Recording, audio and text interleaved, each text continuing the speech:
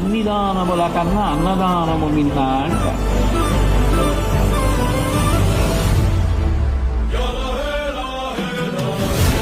అంటే ఇప్పుడు ఒక వ్యక్తికి ప్రాణదానం చేసినటువంటి ఫలితం అన్నదానం చేసిన వాడికి దక్కుతోంది.